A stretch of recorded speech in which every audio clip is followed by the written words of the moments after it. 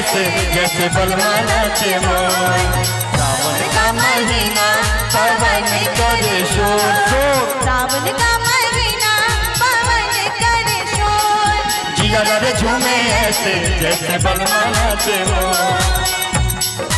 नहीं हरे तक रही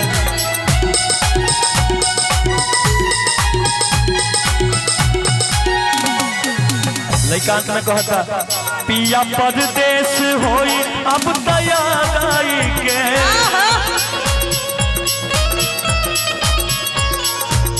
ना हम इनसे अभी प्रेम कर रहे हैं।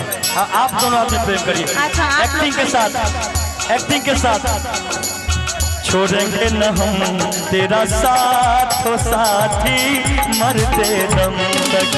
छोड़ेंगे न हम तेरा साथ प्रियंका मरते दम तक, मरते दम। अगले जन्म तक, अगले जन्म तक।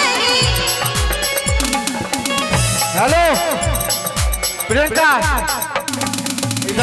ऐसे नहीं, प्रियंका ने आए hello Priyanka I love you बोली। Love you